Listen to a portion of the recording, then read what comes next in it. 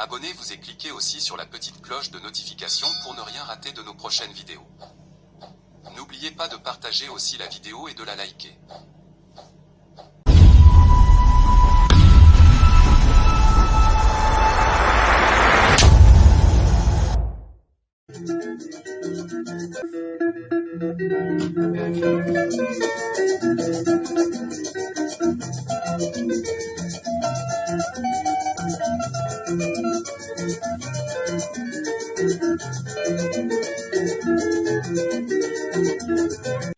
Bonjour, suivez Afro Congo News Sport.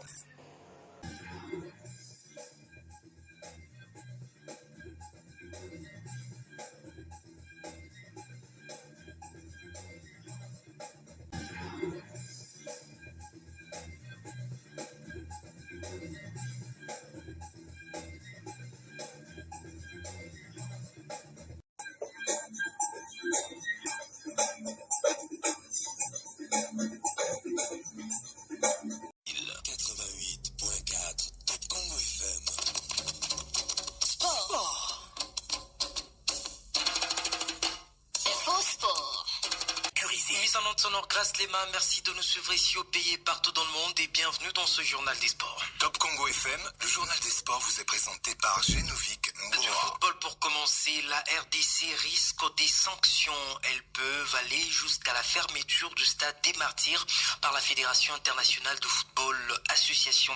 Elles peuvent aller jusqu'à la fermeture du stade des Martyrs par la Fédération internationale de football association. C'est suite aux scènes de violence et de casse enregistrées après la défaite mardi des Léopards de la RDC devant le Sénégal 3-2 pour le compte des éliminatoires du Mondial 2026. Au stade des Martyrs, on compte des milliers de sièges cassés, des projectiles jetés sur le terrain. La sécurité, déjà défaillante depuis le début, n'avait pas su contenir le débordement des supporters venus en très grand nombre au stade des Martyrs. Des sanctions sont attendues dans les prochains jours. Elles peuvent aller jusqu'à la fermeture du stade par la FIFA. Ici, nous allons faire le point ou revenir sur ce reportage de Sylvie Meya-Mwabi qui avait suivi ce match au stade des Martyrs. Ce sont des images que personne ne voudrait garder dans sa mémoire. Une désolation totale après la défaite des Léopards de la RDC devant les Lions de la Teranga du Sénégal en match comptant pour les éliminatoires du Mondial 2026. Le stade des Martyrs de la Pentecôte a été le théâtre de violences et des débordements, des chaises cassées, des projectiles jetés sur l'aire de jeu, les joueurs mis en danger et une sécurité débordée ne sachant pas contenir les supporters qui n'ont eu d'autre moyen de manifester leur déception que de recourir aux casses et à la destruction de ce bien public, oubliant que nos sélections nationales ainsi que nos clubs engagés en interclub de la CAF ont des rencontres à y jouer. La République démocratique du Congo qui ne pourra pas échapper aux sanctions financières après le jet des projectiles durant toute la partie pourrait voir son plus grand stade être fermé après ces scènes de violence à l'issue de la rencontre RDC-Sénégal. L'épée des Damoclès est encore une fois suspendue sur le stade des Martyrs de la Pentecôte qui devrait en principe accueillir le match de la 10e journée de ces éliminatoires en octobre prochain contre le Soudan. Sylvie Meya-Mwabi, des réactions après ce qui s'est passé mardi au stade de Martyrs de la Pentecôte. Le ministre d'Histoire et Loisirs Didier Boudimbo condamne avec la plus grande fermeté ces actes de vandalisme qu'il juge inacceptables et contraires à l'esprit sportif. Au-delà de notre indignation, dépassons la tristesse et les émotions négatives. C'est le moment de nous rassembler pour soutenir inconditionnellement notre équipe nationale et notre sélectionneur qui ont fait des évolutions remarquables. Plus que jamais, ils ont besoin de notre appui indéfectible, tout comme le reste de notre pays a besoin davantage des personnes volontaires et exemplaires dans tous les domaines.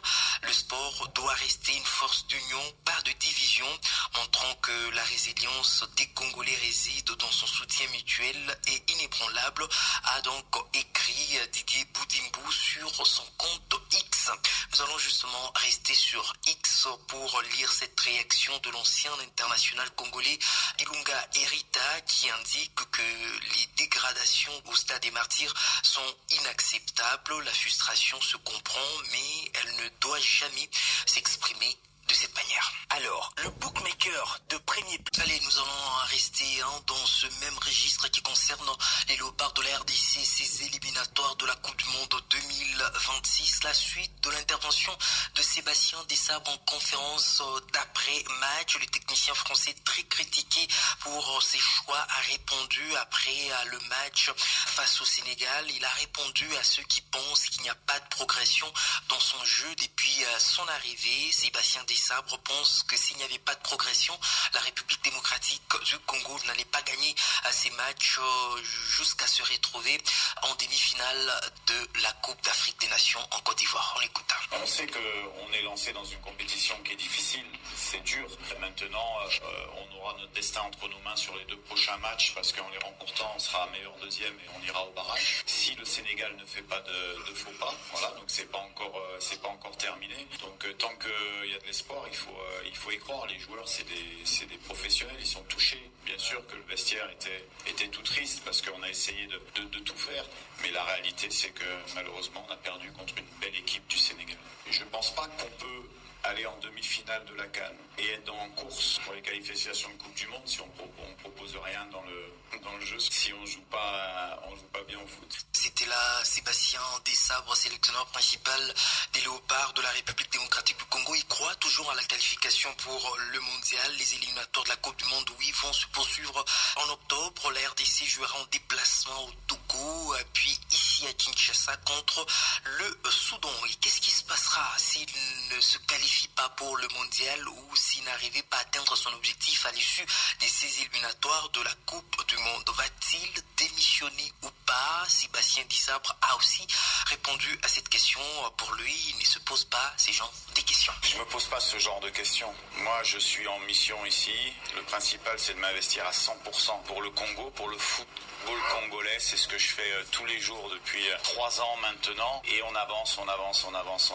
Maintenant, comme vous le dites, dans mon contrat, il n'y a pas de contrat d'objectif. C'est simplement le fait d'assumer sa responsabilité à un moment donné. Aujourd'hui, il ne faut pas tout remettre en question parce qu'on a perdu. Moi, je travaille, je donne le maximum. Les joueurs donnent le maximum. Après, on verra. Mais moi, je suis un professionnel qui avance comme ça, c'est tout.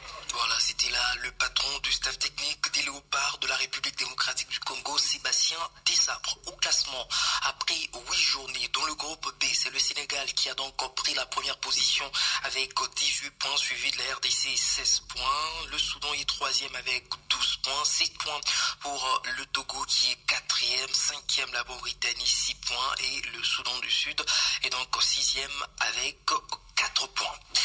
Parlons autre chose dans ce journal des sports. Contrat de partenariat entre le gouvernement congolais et quelques clubs de football en Europe. Une question écrite adressée au ministre des Sports et Loisirs Didier Boudimbo par le député national Serge Kondé Tchimbo, ancien titulaire du même portefeuille. Dans une correspondance du 30 août déposée le 5 septembre au ministère des Sports, le bureau du président de l'Assemblée nationale se référant à l'article 189 alinéa 3 et 4 du règlement intérieur attend désormais la réponse du patron des sports en RDC dans un délai de 10 jours à compter de la réception de la dite lettre. L'élu de Sakanya voudrait obtenir des éclaircissements aux préoccupations sur les facteurs techniques, économiques, financiers et socioculturels qui justifient la signature de ces 2 contrats de sponsoring conclus avec les clubs de football européens en lieu et place de soutenir les clubs congolais engagés dans les diverses compétitions sportives nationales et internationales. Serge Tchimbo Kondé veut que le ministre Didier Boudimbo fournisse tous les détails sur la signature des 10 contrats et toutes les pièces nécessaires ayant concouru à la signature de ces contrats.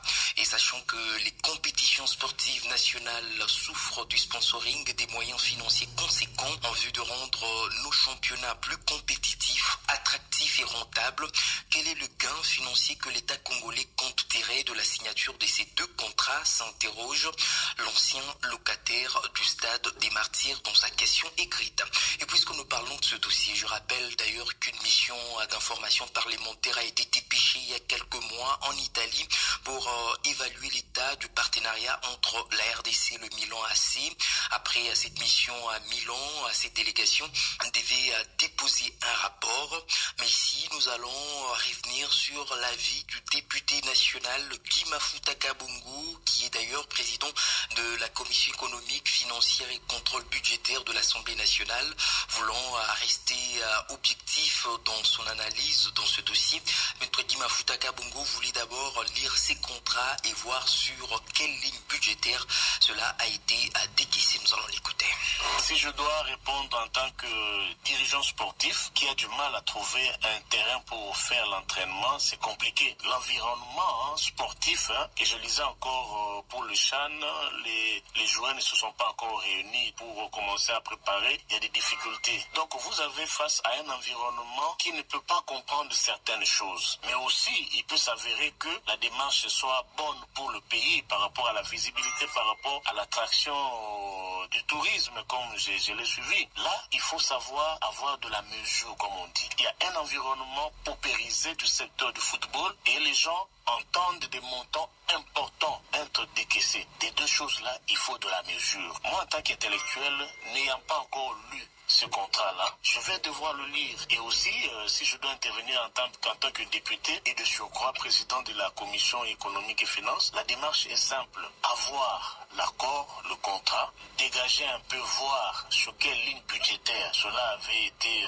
décaissé. Est-ce que ça avait été prévu par le budget? Est-ce que ce sont des décaissements en dehors du budget? Toutes ces questions-là vont nous pousser à avoir un jugement assez réfléchi et objectif. Mais je me répète encore, l'environnement dans lequel évolue le football, c'est un environnement paupérisé. Comprenez la réaction du sportif congolais. Dans tout, il faut de la mesure. Voilà, c'était là maître Guy Mafuta Kabongo. Il est député national, président de la Commission économique, financière et contrôle budgétaire à l'Assemblée nationale. Il est également président de l'Athletic Club d'Ibumba de Chikapa, secrétaire général de l'Association des dirigeants des clubs de football de la RDC.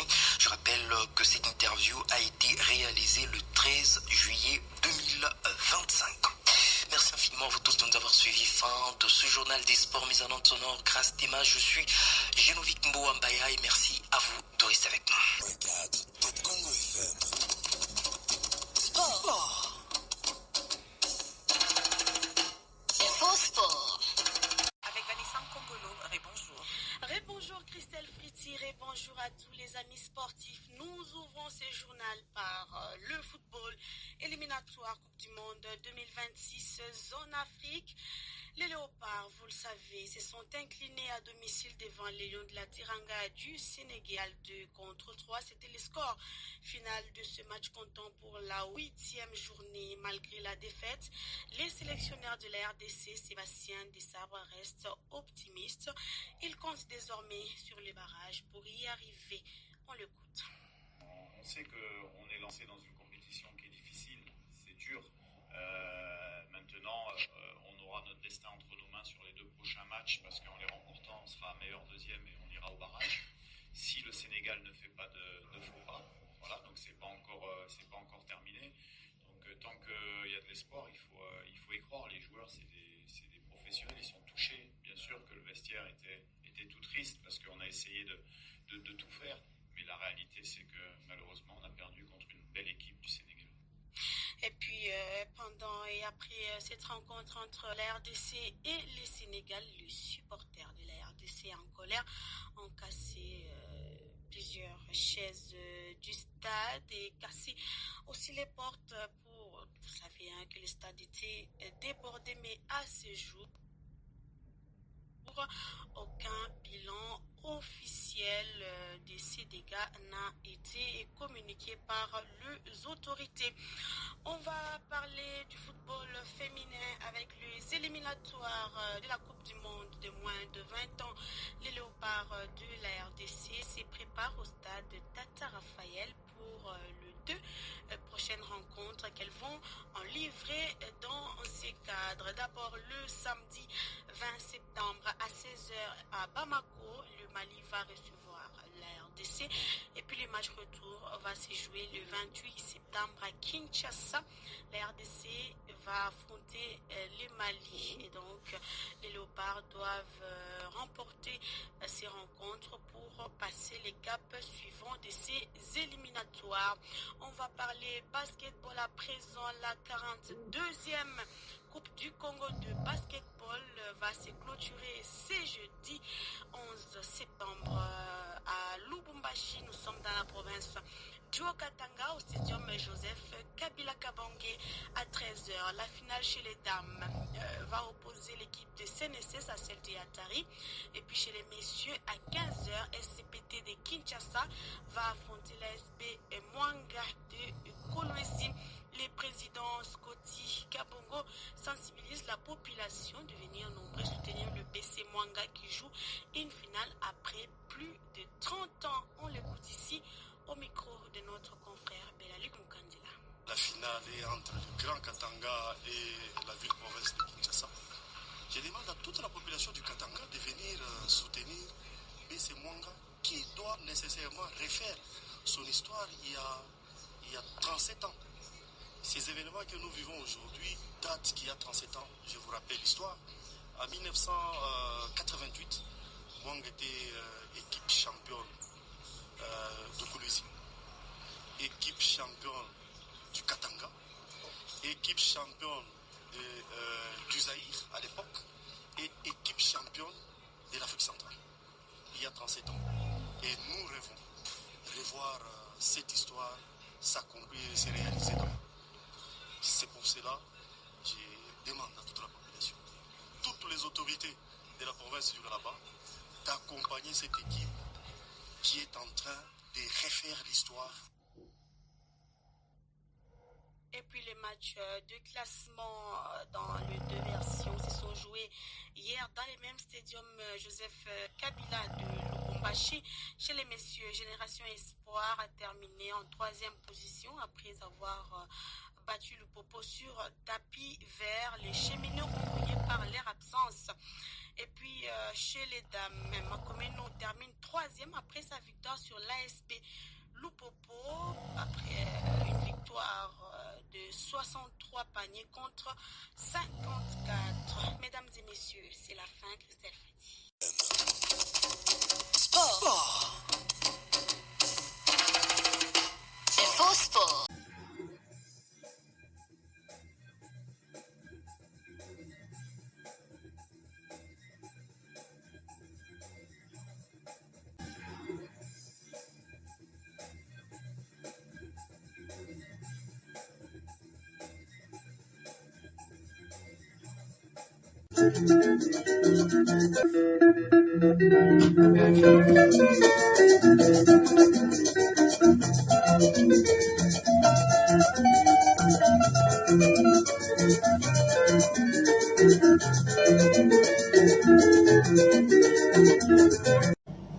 Abonnez-vous et cliquez aussi sur la petite cloche de notification pour ne rien rater de nos prochaines vidéos. N'oubliez pas de partager aussi la vidéo et de la liker.